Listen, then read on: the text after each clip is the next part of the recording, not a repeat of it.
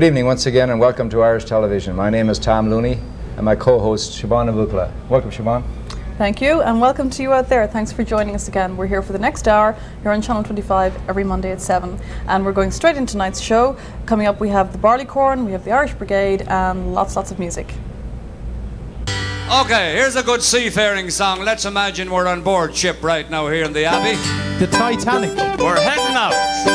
We're heading out. We have the captain down the back, down the way. 1, 2, 3. One Friday morning as we set sail, we were not far from the land. The captain who spied a mermaid so fair, with a comb and a glass in her hand.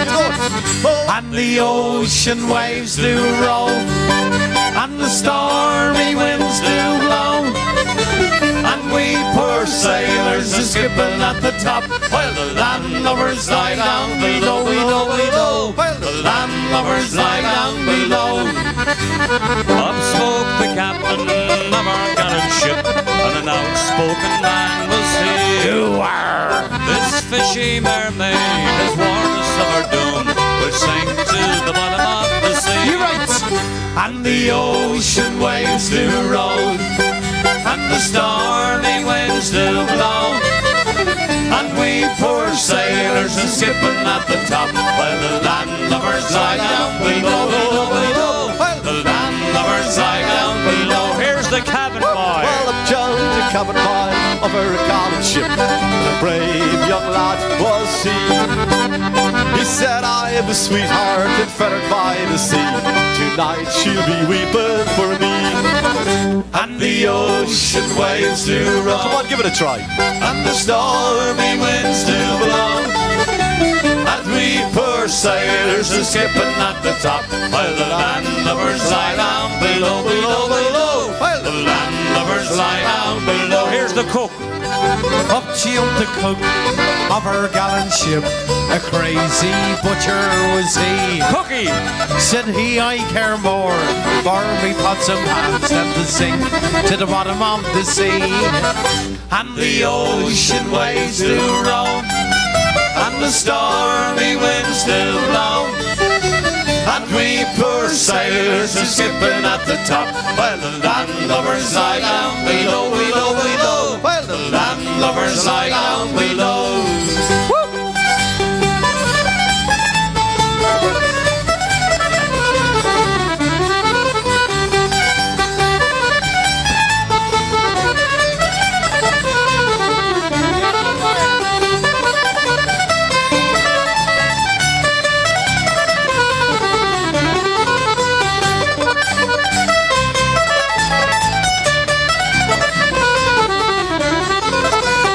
Three times round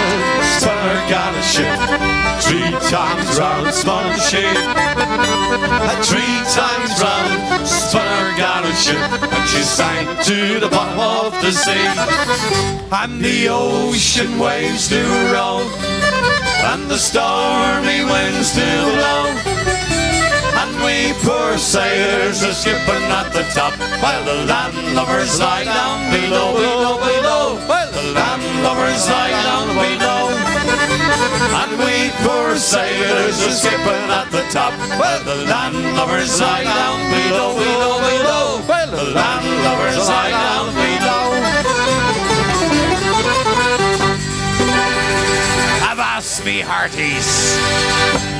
Well, we're in the last few days of August, traditionally the last few days of summer, but in Ireland the excitement is just starting to get going because of course September is the host month for the big final in hurling and football, and they both promise to be crackers of games this year, and they're of immediate interest to people here in Chicago because of the new facility that you've opened up in the Irish American Heritage Centre, Tom. That's right, and at the Irish American Heritage Centre, live from Croke Park, every Sunday we have all of the games from Ireland, that all the regional, and of course now coming up the finals, which will be the hurling final. I believe that's in the 4th of September at the Irish American Heritage Centre. Usually the game time is about 9:30, and the All-Ireland football final, that will be also at the centre at about 9:30 on the 18th of September.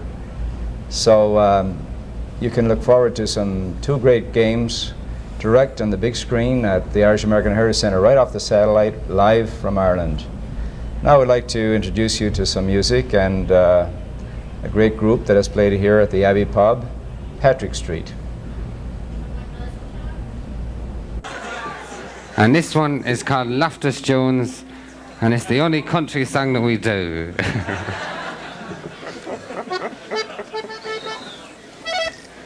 It's the only mother we have.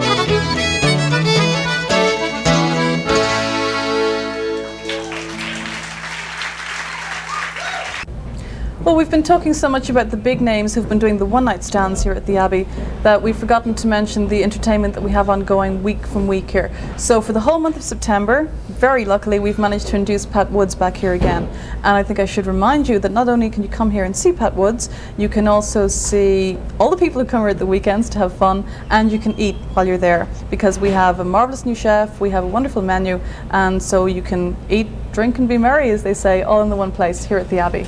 Here's some music. This time Kevin to do a song called "A Bunch of Time."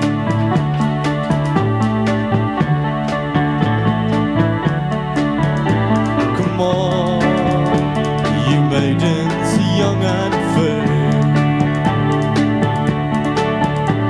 all you after blooming in your prime.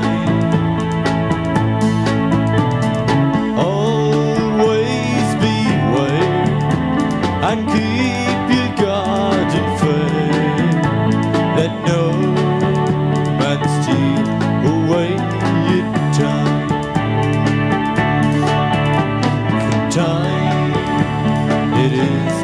precious thing. And time brings all things to my mind. Time with all its flavors, along with all its joys. Time brings all things to my mind. Once I had a bunch of time. I thought it never would decay. Then came a lusty sailor who chanced to pass my way and stole my bunch of time away. Come on, you maidens young and fair, all you after blooming in your prime. Always beware and keep your garden fair. Let no man steal away your time. To say the gave to me a rose that never would decay.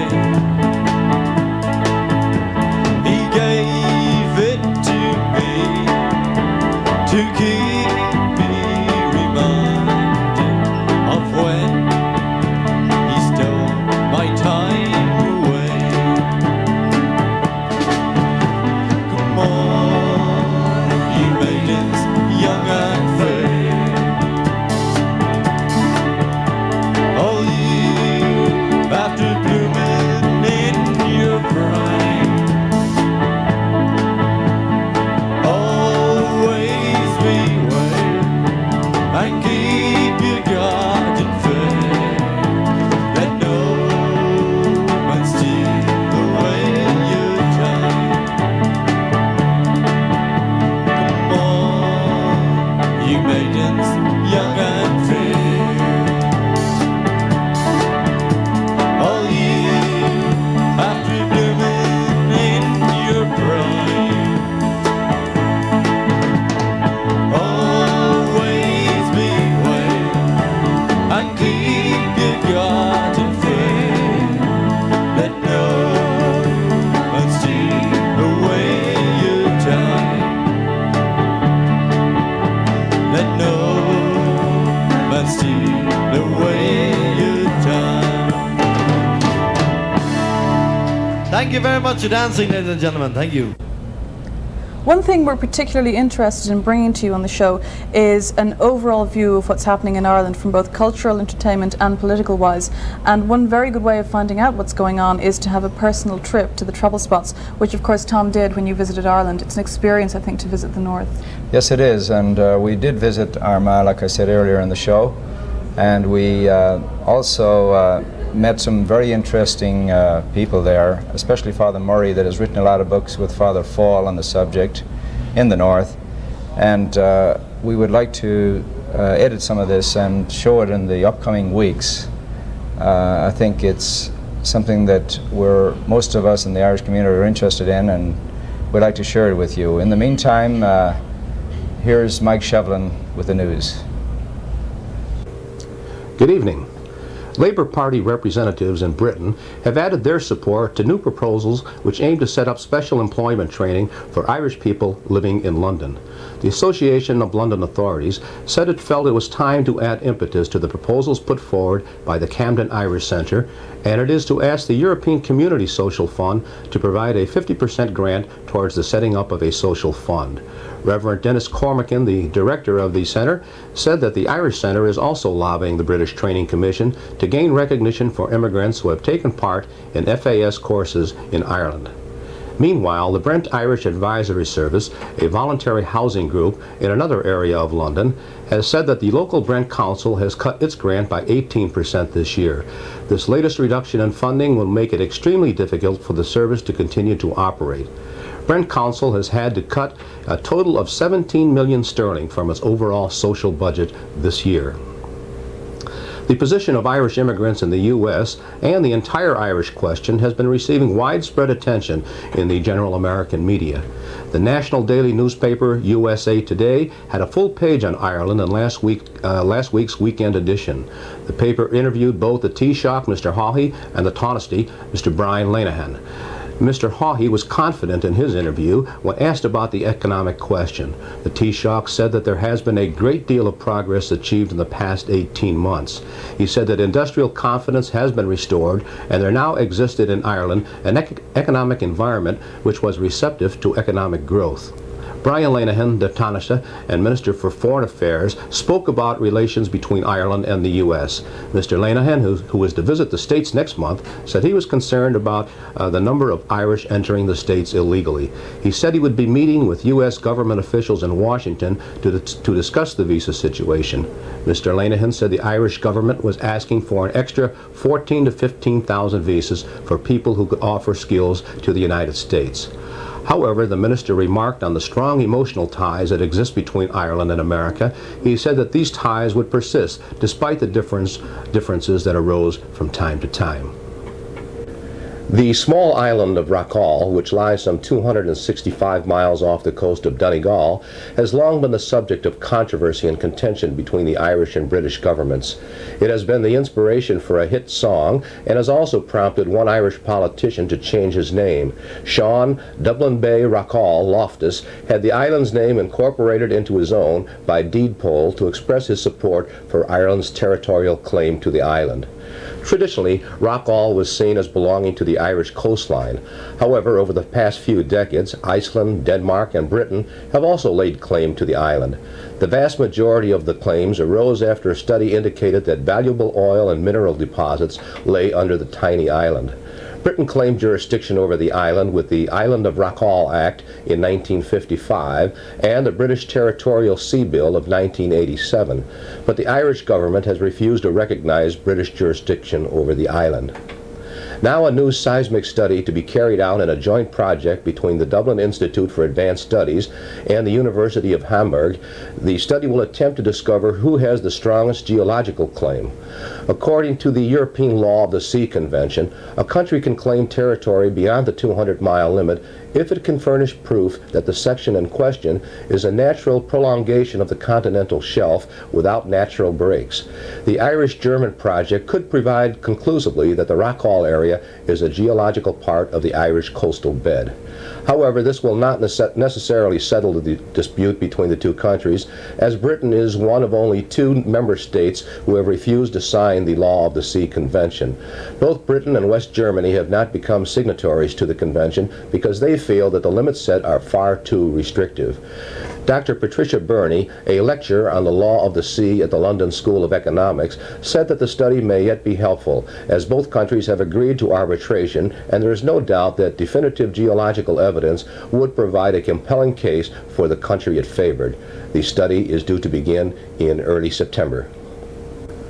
More Irish summer schools have been meeting this week to do what most Irishmen, scholarly or otherwise, do best: discuss, define, and add a few more chapters to Irish history. The Merriman School in County Clare touched on the Spanish Armada and the Irish connection this year. The school was opened by Count Hugh O'Donnell of Lucena, a direct descendant of the Red Hugh O'Donnell clan. The clan had to leave Ireland on the first historic flight of earls and eventually became Count of Lucena, which is in the Valencia province in northern Spain. Other members of the O'Donnell family went further afield and now hold the Duchy of Tetuan in northern Africa. Speaking on the issue of the Spanish Armada, Count O'Donnell said that letters and papers uncovered from the period proved that the Spanish sailors had not been murdered in great numbers by the native Irish of the time, but had been captured by the English authorities and put to death. He said many Armada sailors had been rescued and hidden in safe houses. Dr. Colum O'Hoka, president of the University College Galway, said the subject was an apt one in these days when the country was moving closer to the idea of a European society. He noted that the Irish were, in medieval times, the pioneers of European travel and the instigators of a higher education based upon the European experience. Dr. O'Hoka said that these opportunities were now available to us once again because of the European community. Mayo this week played host to the annual Humbert School, a school formed to commemorate the landing of General Humbert and his 1,100 men on Lacan Strand in August 22, 1798, now universally known as the Year of the French. Irish and French flags flew side by side all over County Mayo last week as the Western Counties tribute to the French who drove the British, at least temporarily, from Mayo. An ecumenical service was celebrated at Killala, and a commemorative plaque was unveiled by Mr. Sean Cleary, Minister of State at the Department of Foreign Affairs. A food fair, a food fair combining both traditional Irish and French dishes was opened by the Irish Minister for Food, Mr. Joe Walsh. The minister took the opportunity to mention the European community of 1992 and called on those in the Irish food industry to meet the challenge of the marketplace and adapt to the change that 1992 would bring. And finally this evening, Bill number HB 5115 is before the Washington Congress at present. The bill, which was proposed by Representative Peter Rodino of New Jersey, would provide 50,000 new immigrant visas. 30% of these visas are expected to be allotted to Ireland should the bill be successful. Congressman Rodino has called on all members of the Irish American community to support the passage of this bill by writing to their local congressmen and urging them to vote for this bill. We at Irish Television Chicago wish to add our support to Bill 5115, a bill which we see as crucial to the ongoing, indefeasible links between Ireland and America. That's the news for tonight. I'm Mike Schevlin.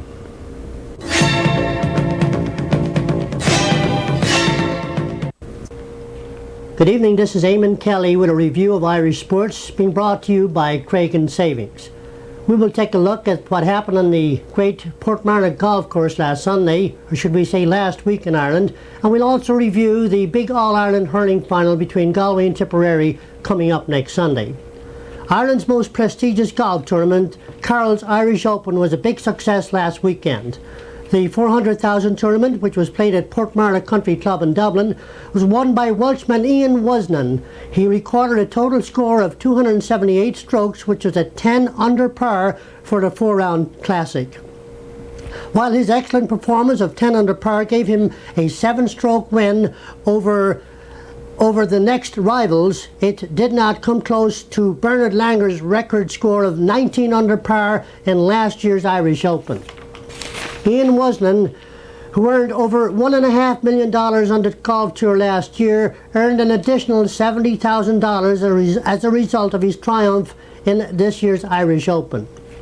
4 golfers shared second place at 3 under par, each receiving $27,000. Among the 4 was Ireland's Des Smith. The other second placers were Nick Fallow of England and Spaniards Muniel Pinheiro and Jose Alzabal. From an Irish perspective, the highlight of the tournament was the fine performance of amateur golfer Owen O'Connell. The Killarney youth, who was only 20 years old, finished with a total of 289 strokes at 1 over par. His 5th place finish was a record for an amateur in the Irish Open. To maintain his amateur status, he was unable to accept a cheque of $6,000 for his great performance. Another Irishman to excel in the Open was Martin Shudds from Dublin, who shared 6th place with a 2 under par score to win $10,000. Both Shudds and O'Connell must have felt a great sense of achievement in defeating such better-known golfers as current US Open champion Curtis Strange and last year's Masters winners Sandy Lyle of Scotland. Well, the Super Bowl of hurling will take place next Sunday in Dublin's Croke Park when Tipperary and Galway will meet in the 1988 All-Ireland final. This clash between the Connacht and Munster champions has generated more pre-game excitement, glamour, speculation and general sports gossip than any championship final in recent years.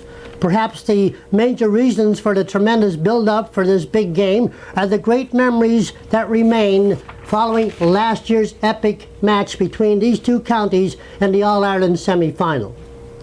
That particular game was described by many of the national newspapers as one of the best hurling games played in the last 25 years. Galway won that classic to record their third All-Ireland title. That is a very special Galway team. They are considered by many the best team that ever represented their county. This will be their 8th appearance in the last 11 finals. Tipperary, on the other hand, have won 22 All-Ireland titles but have not appeared in a final since 1971. Let us now review some of the highlights of last year's memorable game between these two great counties, as captained, or should we say as captured by the cameras of Television Éireann. Here's a look at the opening moments of this game as Tipperary went in front with a typical and a great Nicholas English point. The check on the watch by referee Jerry Kerwin then, getting ready. So will it be Tipperary's 31st or Galway's 16th All-Ireland final appearance? Tipperary playing into the goal on our right, Nicky English, and he's got the opening score after just 9 seconds. What a blistering start. It's just the kind of start that Tipperary have wanted. And Galway responded with a splendid goal by Martin Naughton. Trying to thread it through towards Joe Cooney, taking it back himself. Here's Linsky unmarked, but quickly closed down by the Tipperary cover, but they've left a loose man on side as Martin Naughton should be the equaliser. It's a goal! Galway have got in front!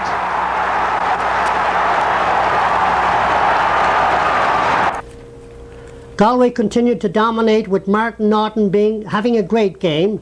His solo run led to this point by Michael McGrath. Ollie Kilkenny, the younger of the Kilkenny brothers, to Martin Naughton, the goal scorer, making another incisive run forward, cutting right through the defence. The good pass judiciously outside to Michael McGrath, taking it on the run. Has he got it right? Yes, the range is good, and it's another Galway score. The second half provided more great hurling. Let us now go to Ger Canning of RTE to describe Tipperary's great goal scored by Pat Fox in the 20th minute. That put them in front by 1 goal. Here's Linsky again. Again he tries to survey his options back to Pat Malone, substitute in the first half. Overhit the pass. Aidan Ryan is playing just about everywhere, as you expect from this tearaway wing forward. Back on the half-back line. Trying to get the forward line moving, succeeding in doing so with Pat Fox darting inside goal, pursued by Jerry McInerney. Tipperary going for goal. Fox the scorer. Tipperary are in front. Pat Fox's second goal of the match has come in the 20th minute of the second half. Galway responded 5 minutes later with this goal by Anna Ryan. Meanwhile, in front of goal is Anna Ryan, bracing down on Ken Hogan. It's a goal! It's a Galway goal by Anna Ryan. Galway go in front. The 4th goal of the match, coming with 7 minutes remaining. And with time running out and Galway ahead by a goal, Tipperary came back with this point by Nicholas English. Tipperary not beaten yet. Here's Nicky English. They know they need a goal to keep their hopes alive. Nicky English is content with a point. We've seen so many dramatic late goals in this year's championship. Could it happen yet again? Galway put the icing on the cake with this last-minute goal by Joe Lane. Anthony Cunningham towards Anna Ryan. Can he seal it here? To no Lane. Ross just got to the scored. That surely is that now. No Lane the scorer.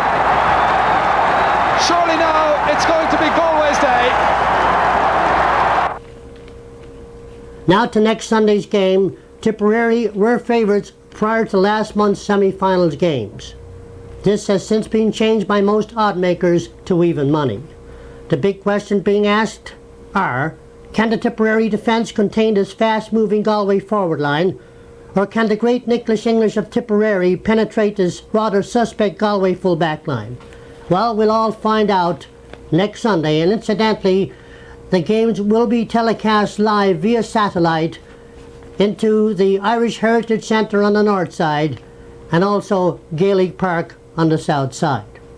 Locally, hurling and football, the leagues have been completed here in Chicago, and on next weekend, the same weekend as the All-Ireland hurling final, the North American League semi-finals and finals will be played in San Francisco, and the two teams representing Chicago are Harry Boland's in hurling and Wolf Tones in football, and I certainly hope to be with them all out there in San Francisco, and hopefully when I come back I can report to you on the results of those big games in San Francisco. So until 2 weeks from today, this is Eamonn Kelly saying goodbye and have a nice week.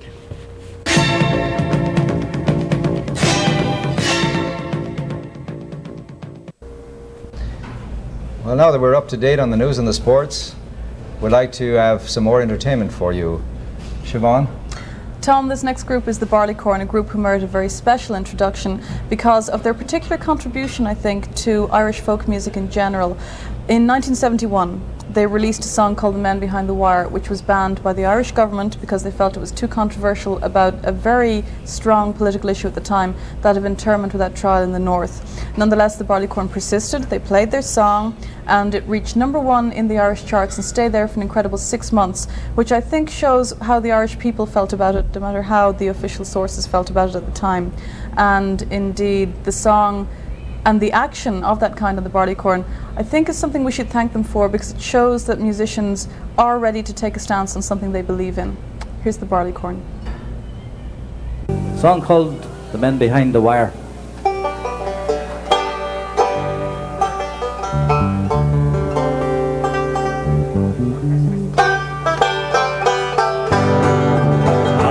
Cars and tanks and guns came to take away our sons.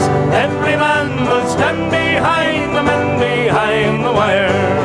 Through the little streets of Belfast in the dark of early morn, British soldiers came marauding, digging little homes with scorn. Heedless of the crying children, dragging feathers from their beds, beating sons while helpless mothers watched the blood pour from their heads. Armored cars and tanks and guns came to take away our sons, but every man will stand behind the men behind the wire. Not for them a judge or jury, nor indeed a crime at all. Being Irish means they're guilty, so we're guilty one and all. Round the world the truth will echo, Cromwell's are here again. England's name again is sullied in the eyes of honest men. Armored cars and tanks and guns came to take away our sons, but every man will stand behind the men behind the wire. Loudly march behind our banner, firmly stand behind our men. We will have them free to help us build a nation once again. On the people step together, loudly, firmly on their way. Never fear and never falter, till the boys come home to stay. Armored cars and tanks and guns came to take away our sons. Every man will stand behind the men behind the wire. Armored cars and tanks and guns came to take away our sons. Every man will stand behind the men behind the wire. Thank you. The Barley Corn, a wonderful group. They've been around for years entertaining us and hopefully for many more years to come. Well, now coming up on tonight's show, we still have the calendar of events from the Irish American Heritage Centre, and the big event this month is of course the Taste of Ireland. Forget your diets in mid-September. A man who knows a lot more about the Taste of Ireland than I do is Tom Looney. Yes, and for those of you that have not been at the Taste of Ireland, that originated back a number of years ago. Interestingly, it wasn't so much Taste of Ireland like we know of Taste of Chicago, where it's strictly food and the Taste of Chicago, but this is Taste of Ireland in both food and also song and dance, a taste of music and many other things that interest the Irish in the Chicago area. And for those of you that might have missed it in the past years, in mid-September you'll be able to come and visit the Irish American Heritage Centre. We'll have more details coming up here on our schedule of events at the Irish Centre. Meanwhile, here's the feature of the week. Good evening. I'm Mike Morley, and this is my first time on the show. You might recognize me from another channel. If not, good evening.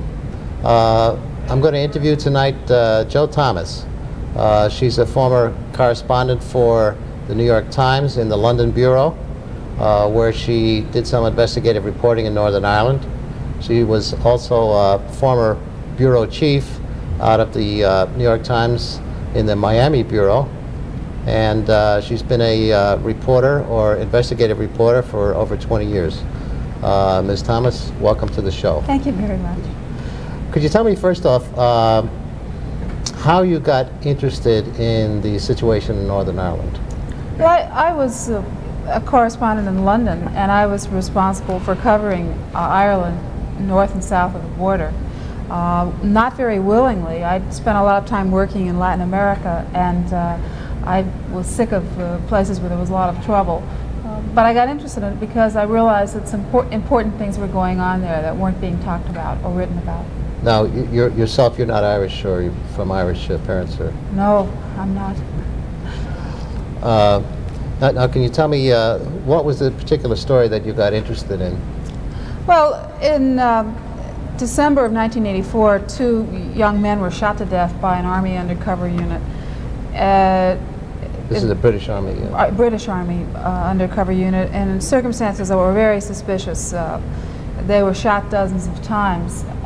Didn't look like they'd been given any chance to give up. So I wondered how many people had died like this, and I started looking into suspicious shootings, and I found ultimately between 1982 and 1987 that there had been at least 47 such shootings in which 44 people had died. Quite a more than half of them not armed, and many of them uninvolved completely. Now, out of all these 44 people who actually died, were there any of those people members of the UDA or the UVF, Ulster Volunteer Force? No.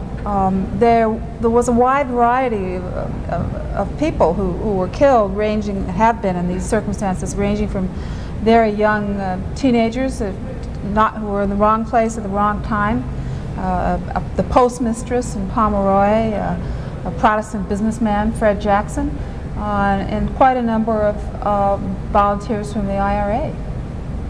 Now, your article, I first read your article in Irish America, but it was originally published in the Chicago the Columbia Journalism Review. And then I noticed an article that was printed in the Wall Street Journal on the editorial page, and it created a lot of stir.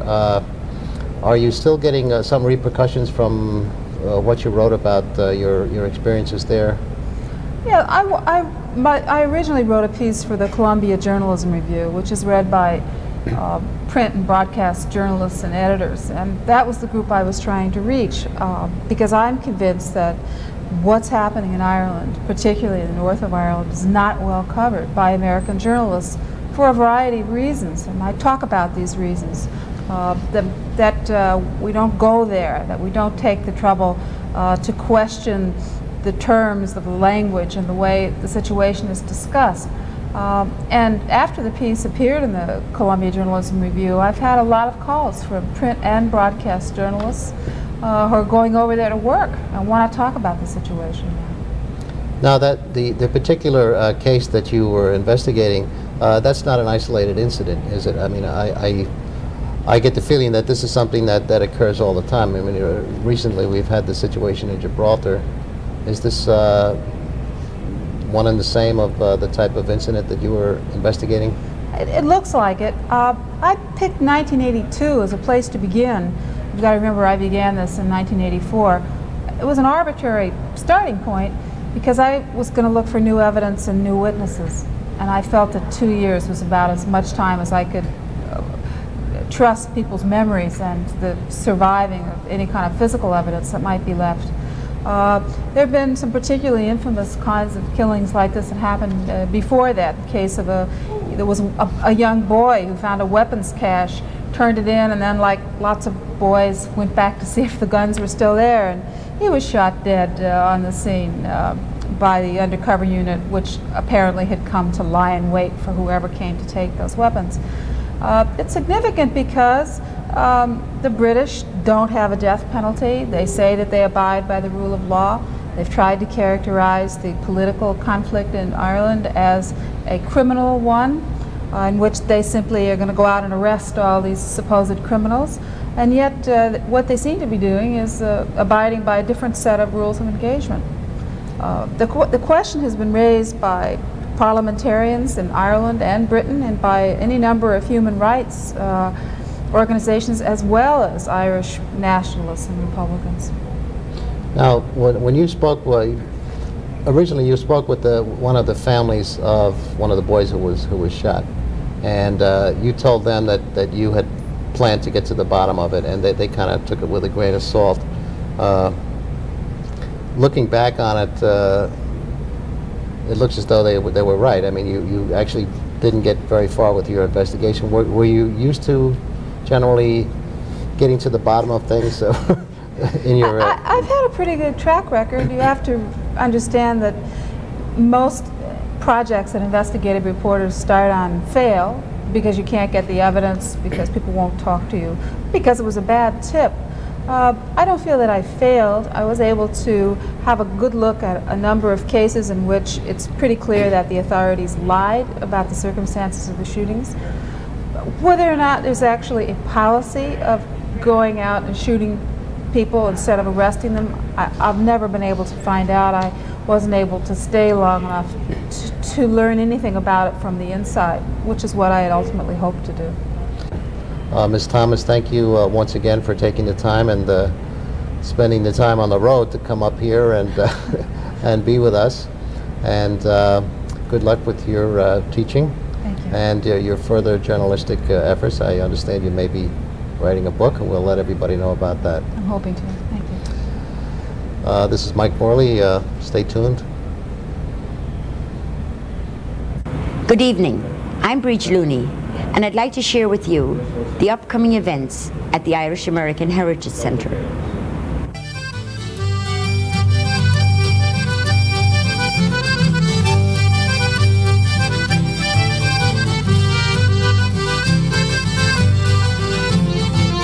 Why not plan your next party at the Irish American Heritage Centre? There are several party rooms available, and the prices are reasonable. For more information, call the centre daily between 9 a.m. and 4 p.m. The phone number is 282-7035. I've got some interesting news for you now from the Gaelic group at the Irish American Heritage Centre.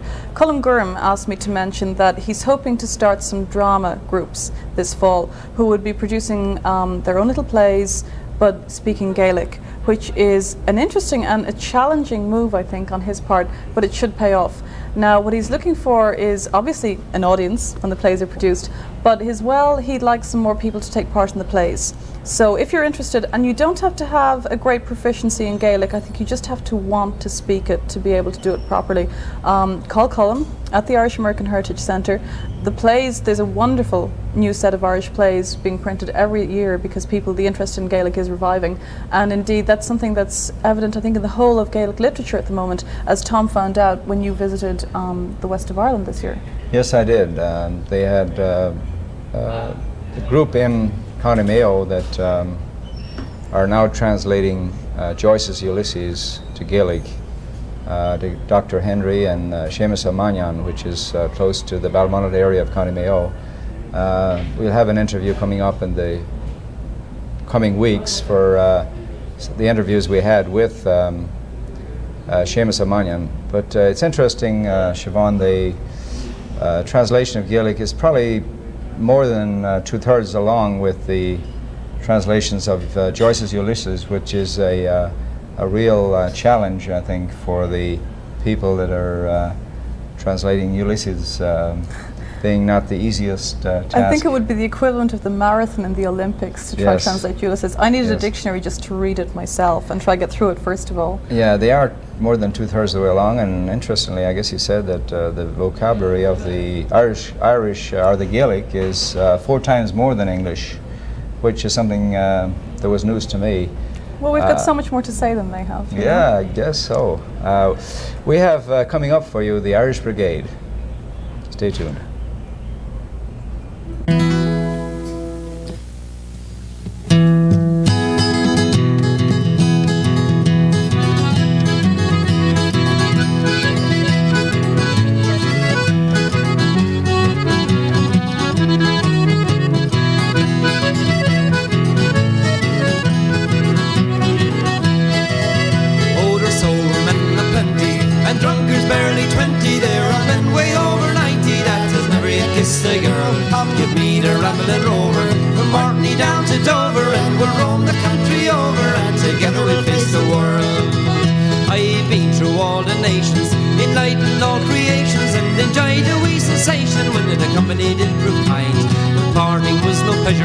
I drank another measure to the good friends that I treasure, for they're always on my mind.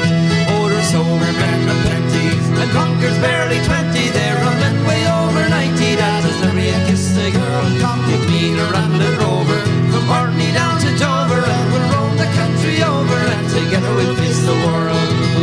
There's many's a vain enjoyment from the merciless employment. Their ambition has been a climate from the minute they left the school. Save and scrape and squander, with the risk or road to squander. See the world, have a good time, and they're happier as a rule. Oh, there's sober men aplenty, and drunkards barely 20. They're running way over 90. That is never a kiss a girl. Come with me to Ramblin' Rover, from Orkney down to Dover, and we'll roam the country over, and together we'll face the world.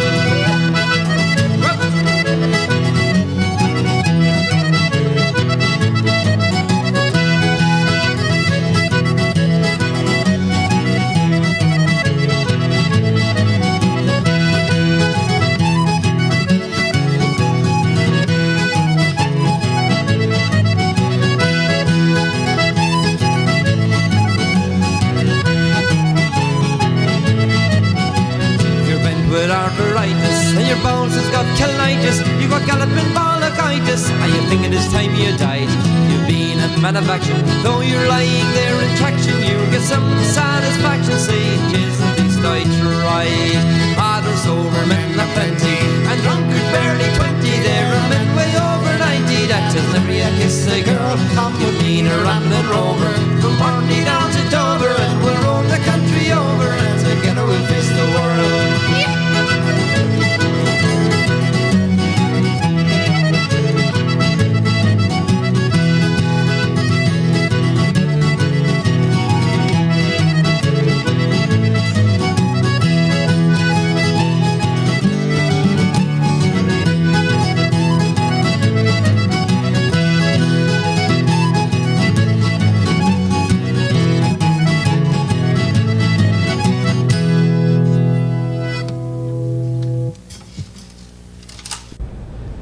Well, before we close our show tonight, we'd like to thank all of your sponsors that have participated in sponsoring the show over the last few weeks.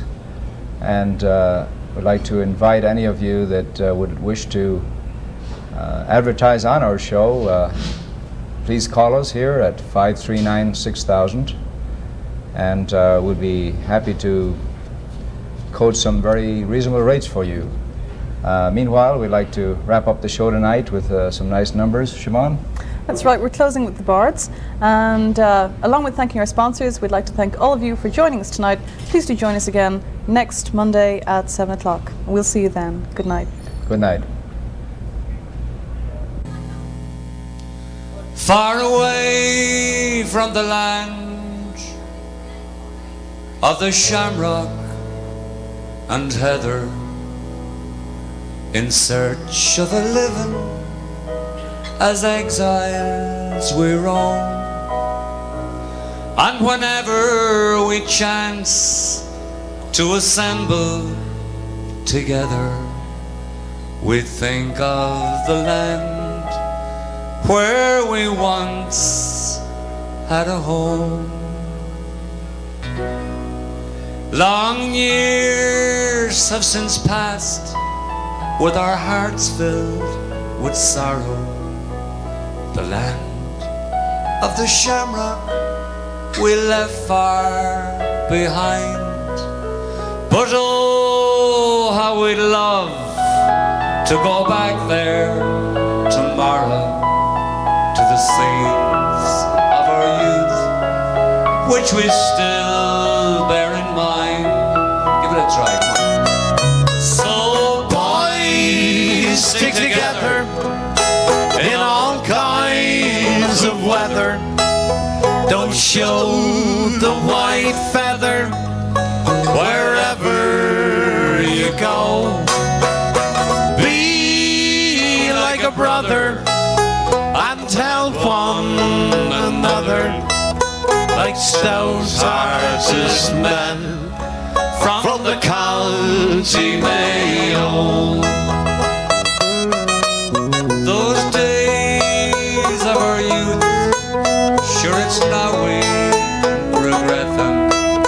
They cling to our vision wherever we roam, and the friends of our childhood sure will never forget them, for they too are exiled from the county Mayo. So boys, stick together in all kinds of weather. Don't show the white feather wherever you go. Be like a brother and help one another, like stout-hearted men from the county Mayo. Ballinrobe to Killala, from Swinford to Bala, Newport and Cong and Old Castlebar, Ballyhonus, Belmullet, Tourmakeady, God love it, and Beholda, whose great men are named near and far. So boys, stick together in all kinds of weather. We'll show the white feather wherever you go. Be like a brother and help one another, like stout-hearted men from the county Mayo.